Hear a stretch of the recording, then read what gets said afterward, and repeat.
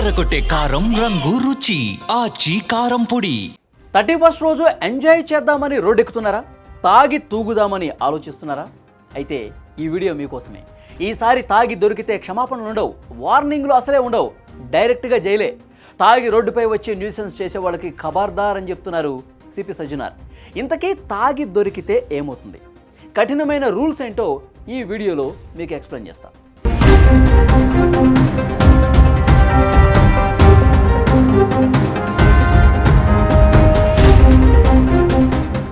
New year వేళ సిటీలో ఎలాంటి అవాంఛనీయ ఘటనలు జరగకుండా ఉండేందుకు పోలీసులు శ్రీకారం చుట్టారు.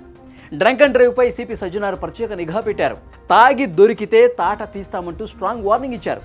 అందులో భాగంగా నిన్న రాత్రి బంజారా హిల్స్లోని టీజీ స్టడీ సర్కిల్ వద్ద డ్రంక్ అండ్ డ్రైవ్ చేశారు. సిపి అందులో పాల్గొన్నారు. తనిఖీల విధానాన్ని, సిబ్బంది పనితీరును కూడా పరిశీలించారు. పోలీసు సిబ్బందికి కొన్ని సూచనలు ఇచ్చారు. డ్రంక్ అండ్ డ్రైవ్లో పట్టుబడిన వారికి కౌన్సిలింగ్ కూడా ఇచ్చారు. మద్యం తాగి వాహనాలు నడపటం వల్ల కలిగే అనర్థాలను సజ్జనార్ వివరించారు. క్రిస్మస్, న్యూ ఇయర్ వేడుకల నేపథ్యంలో హైదరాబాద్లో ఎలాంటి అవాంఛనీయ ఘటనలు చోటు చేసుకోకుండా చర్యలు తీసుకున్నట్లు సిపి తెలియజేశారు. ఇక ప్రతి సంవత్సరం ఇదే విషయం చెప్తున్నా కొందరు ఈ విషయాలను పెడచెవిన పెడుతున్నారు. దొరికితే మా అంటే ఫైన్, లేదంటే కౌన్సిలింగ్ ఇస్తారు. అది కాకపోతే కేవలం ఒక ఫైన్ వేసి కాసేపు మాట్లాడి పంపించేస్తారు. ఈ భావన చాలా మందిలో ఉందండి. అయితే ఈసారి మాత్రం అలాంటి పప్పులు ఉడకవని చెప్తున్నారు సిపి సజ్జనార్. ఇప్పటి వరకు ఒక లెక్క, ఇప్పటి నుంచి మరో లెక్క తాట తీస్తామంటూ చాలా సీరియస్గా వార్నింగ్ ఇచ్చారు ఆయన. ముఖ్యంగా న్యూ ఇయర్ రోజు నగరంలో జరిగే హంగామా అంతా ఇంత కాదు. అందరూ రోడ్లపైకి వచ్చేస్తారు ఎంజాయ్ చేయడానికి.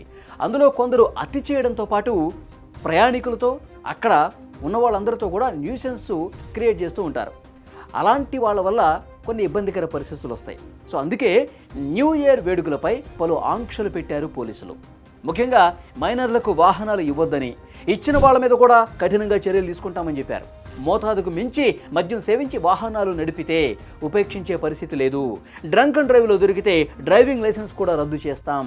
దీంతోపాటు తీవ్రతను బట్టి డ్రైవింగ్ లైసెన్స్ను పూర్తిగా, ఇక శాశ్వతంగా వాళ్ళు బండ్లు నడపకుండా ఉండేందుకు రవాణా శాఖ సిఫార్సుతో పూర్తిగా ఆ పని కూడా చేస్తామని కూడా చెప్తున్నారు. అంతేకాదు 10,000 రూపాయల జరిమానా విధించి 6 నెలల పాటు జైలు శిక్ష ఉంటుంది. ఈ నియమాలను వాహనదారులు తప్పకుండా గుర్తుపెట్టుకోవాలి. మద్యం సేవించి రోడ్ల మీదకి వచ్చి ఇష్టారీతన మేము ఉంటామంటే ఇక కుదరదు.